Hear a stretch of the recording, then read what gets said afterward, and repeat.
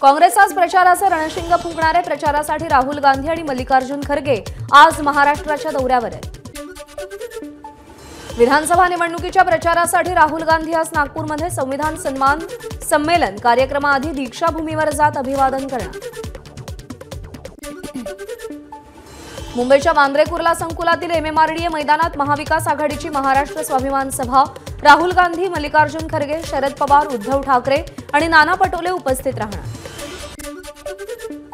उद्धव ठाकरे यांच्या आज 2 सभा. महादेव घाटळ यांच्या प्रचारार्थ भिवंडीत सभा, तर मुंबईमध्ये महाविकास आघाडीच्या सभेलाही उद्धव ठाकरे संबोधित करणार.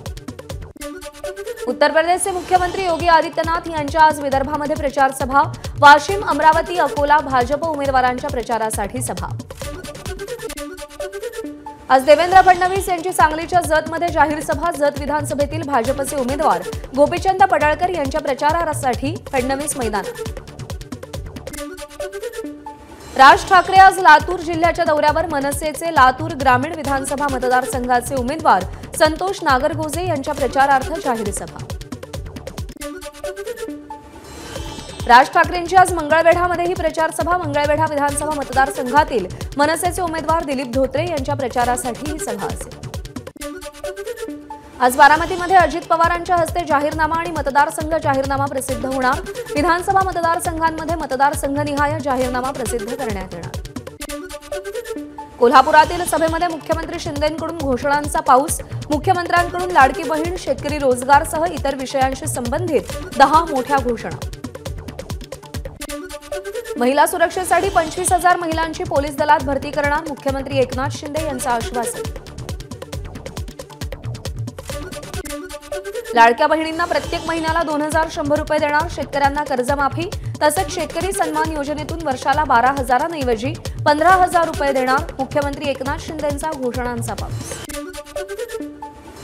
1,500 रुपयांवर कोणाचं घर चालतं? उद्धव ठाकरेंचा महायुती सरकारला सवाल. तर देवाभाऊ, दाढीभाऊ आणि जॅकेट भाऊ असा उल्लेख करत फडणवीस, शिंदे आणि अजित पवारांवर निशाणा साधला.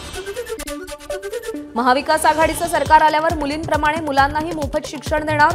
जीवनावश्यक वस्तूंचे भाव 5 वर्ष स्थिर ठेवणार. तर महिलांसाठी स्वतंत्र महिला पोलीस स्टेशन उभारणार. ठाकरेंचं आश्वासन. महाविकास आघाडीचं सरकार आल्यावर प्रत्येक जिल्ह्यात शिवाजी महाराजांचं मंदिर उभारणार. इतकंच नाही तर सुरतमध्येही शिवरायांचं मंदिर बांधणार. उद्धव ठाकरेंचं वक्तव्य. मोदी, अमित शहांची पालखी वाहणारे महाराष्ट्र दोही. अदानी, भाजपला मदत करणारे महाराष्ट्राचे शत्रू. कोल्हापुरातल्या सभेतून उद्धव ठाकरेंचं वक्तव्य. 2019ला भाजप शिवसेनेला लोकांनी बहुमत दिलं, पण या बहुमताची गद्दारी कोणी केली? विचारांशी गद्दारी उद्धव ठाकरेंनी केली. मूळ विचारासाठी परत येणं याला आम्ही गद्दारी मानत नाही. भाजप नेते विनोद तावडे यांची उद्धव ठाकरेंवर टीका. शिवडी विधानसभा मतदारसंघाचे मनसे नेते बाळा नांदगावकर यांना समर्थन देण्याची आशिष शेलार यांची घोषणा. हे समर्थन केवळ शिवडीपुरतं असल्याचंही त्यांनी स्पष्ट केलंय. रोज रात्री दारू मटणाच्या पार्टी होणार, मात्र खायचं त्याचं पण मतदान इकडे करायचं. अकोला पश्चिम मतदारसंघाचे भाजपचे बंडखोर उमेदवार अशोक ओळंबे यांचं वादग्रस्त विधान. भाजपकडून 37 बंडखोरांवर कारवाई. पक्षशिस्त भंग केल्यामुळे 37 जणांचं पक्षातून निलंबन. कोल्हापूर उत्तर मतदारसंघात महाविकास आघाडीकडून काँग्रेस पुरस्कृत उमेदवार म्हणून राजेश लाटकर यांचं नाव जाहीर. खासदार शाहू महाराजांनी घोषणा केली. कार्यकर्त्याला नाराज करून निवडणूक लढवणं योग्य नाही. एका कुटुंबात 2 पदं नको ही भूमिका. मधुरिमा राजेंच्या माघारीबाबत शाहू महाराजांचा पत्रकाद्वारे खुलासा. तर लाटकरांना पाठिंबा देणार असल्याचाही पत्रामध्ये उल्लेख. कोल्हापूर प्रकरणाचा अहवाल काँग्रेसचे राष्ट्रीय अध्यक्ष मल्लिकार्जुन खरगेंकडे पाठवणार. खरगे काय निर्णय घेतात यावर लक्ष असेल. प्रदेशाध्यक्ष नाना पटोले यांचं वक्तव्य. मुख्यमंत्री शिंदेंची कोल्हापूरमध्ये सभा. सभेपूर्वी मुख्यमंत्र्यांनी पट्टण कोडोलीच्या विठ्ठल विरोबाचं दर्शन घेतलं. मुख्यमंत्री शिंदे आणि दोन्ही उपमुख्यमंत्र्यांनी अंबाबाईचं दर्शन घेतलं. कोल्हापूरमध्ये महायुतीची संयुक्त प्रचार सभा. आजपासून छगन भुजबळांच्या प्रचाराला सुरुवात. येवल्यातील खेडले झुंगे गावातून प्रचार सुरू करणार. महाविकास आघाडीचे माणिकराव शिंदे आणि छगन भुजबळ यांच्यात विधानसभेसाठी लढत. दिंडोरी विधानसभा मतदारसंघातील महायुतीचे उमेदवार नरहरी झिरवळ आजपासून प्रचाराला सुरुवात करणार. प्रत्यक्ष मतदारांच्या भेटीगाठी घेत प्रचार करणार.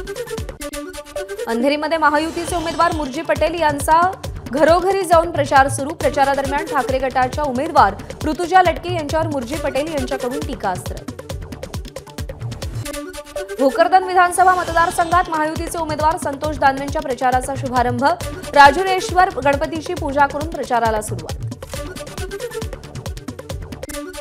वेगवान प्रचारासाठी भाजपचे नेते सुधीर मुनगंटीवार यांची दुचाकीला पसंती। मतदारसंघातल्या दुर्गापूर भागात मुनगंटीवारांचा कार्यकर्त्याच्या गाडीवर बसून प्रचार।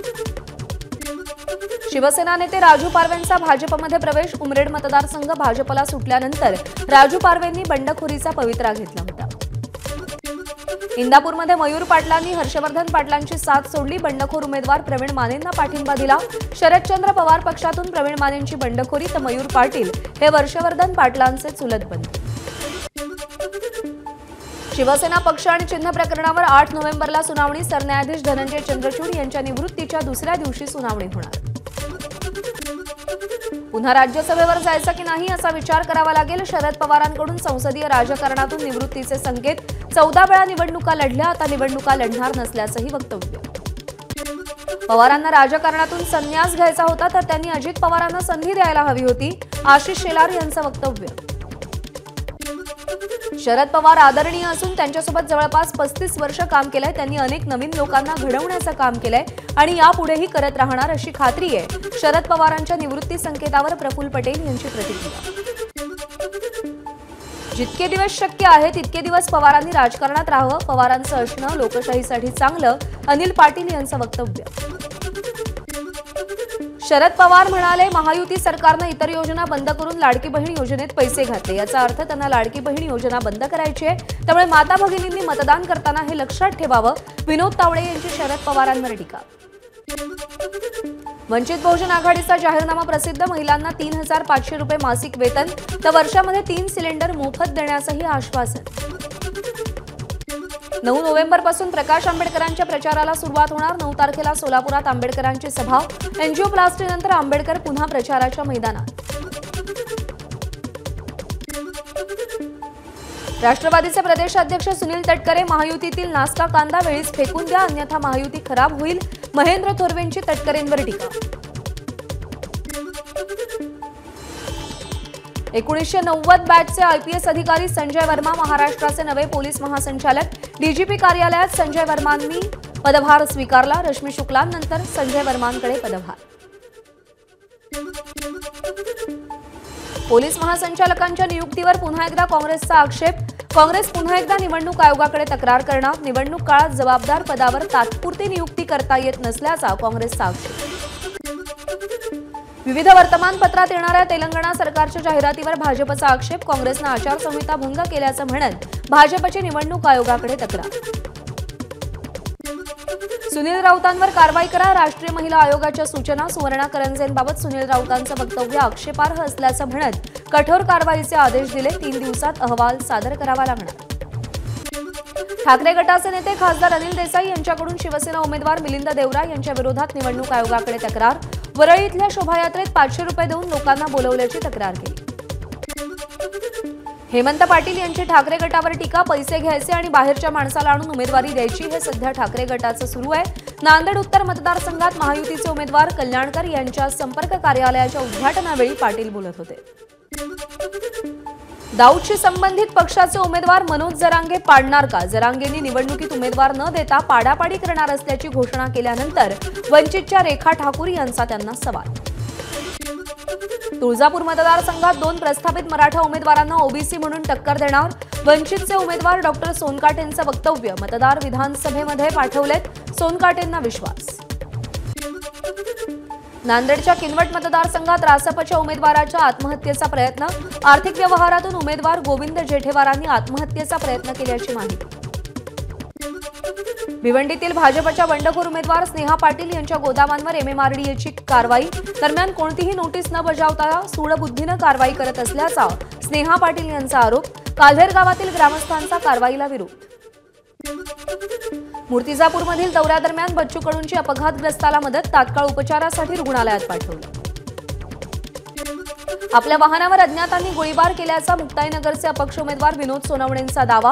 गोळी वरून गेल्यानं थोडक्यात बचावल्याची माहिती। मुक्ताईनगर पोलीस ठाण्यात सोनवणेंकडून तक्रार दाखल। भिवंडीमध्ये वाहनांच्या तपासणी दरम्यान एटीएम व्हॅनवर निवडणूक यंत्रणा आणि पोलिसांच्या संयुक्त गस्त पथकाची कारवाई। 2,30,00,000 रुपये जप्त। नेरळ माथेरान मिनी ट्रेन सेवा आजपासून सुरू होणार। मिनी ट्रेनला मुहूर्त सापडल्यानं पर्यटकांची पावलं माथेरानकडे वळणार। कल्याणमध्ये एका चोरट्याने चक्क मासे चोरले। चोरीची घटना सीसीटीव्ही कॅमेऱ्यात कैद। कल्याण स्टेशन परिसरामध्ये असलेल्या मच्छी मार्केटमधली घटना। व्हिडिओ सोशल मीडियात व्हायरल।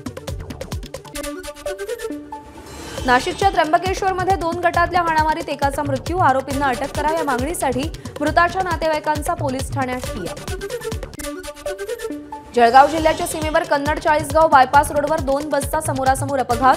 अपघातात 25 ते 27 प्रवासी जखमी। चालकाचं नियंत्रण सुटल्यानं अपघात झाल्याची माहिती। जळगावमध्ये वाहनात गॅस भरत असताना सिलेंडरचा स्फोट। गॅस भरणारे 3 जण आणि एक गाडी मालक असे 4 जण गंभीररित्या भाजले। गाडी जळून खाक। अवैध पद्धतीनं वाहनात गॅस भरला जात होता। गुजरातच्या आणंदमध्ये बुलेट ट्रेनसाठी तयार करण्यात येत असलेल्या पुलाचा भाग कोसळला। 2 मजुरांचा मृत्यू। ढिगाऱ्याखाली आणखी काही मजूर अडकल्याची भीती। बचाव कार्य सुरू। बंगळुरूमध्ये मुघल शासक औरंगजेबाचे पोस्टरवर अखंड भारताचा सुलताने हिंद संस्थापक असा उल्लेख। नागरिक संतप्त। पोलिसांनी पोस्टर उतरवले। पोस्टर लावणाऱ्या विरोधात गुन्हा दाखल। नवी दिल्लीमध्ये पहिल्या बौद्ध आशियाई शिखर परिषदेला कालपासून सुरुवात। 2 दिवसांच्या या परिषदेचं राष्ट्रपती द्रौपदी मुर्मू यांनी उद्घाटन केलं। आशिया मजबूत करण्यासाठी बौद्ध धर्माची भूमिका विषयावर परिषदेचं आयोजन। सेबीचा मोठा निर्णय। म्युच्युअल फंड कंपन्यांना परदेशी म्युच्युअल फंड किंवा युनिट ट्रस्टमध्ये गुंतवणूक करण्याची सेबीनं परवानगी दिली। मात्र ही गुंतवणूक निव्वळ मालमत्तेच्या 25% जास्त नसावी अशी ही अट। तिरुवनंतपुरमच्या पद्मनाभ स्वामी मंदिर व्यवस्थापन समितीला जीएसटी विभागाची नोटीस। 1,57,00,000 रुपयांचा कर भरण्यासाठी नोटीस बजावली आहे। मंदिर कार्यकारी अधिकारी बाजू मांडले। हिंदू मंदिरावर हल्ला आणि हिंदूंना मारहाण प्रकरणी कॅनडा सरकारनं 3 अटक केली। एका पोलीस अधिकाऱ्याचं निलंबन। हल्ल्यानंतर पंतप्रधान मोदींनी कॅनडा सरकारवर टीका केली होती। एबीपी माझा, उघडा डोळे बघा नीट।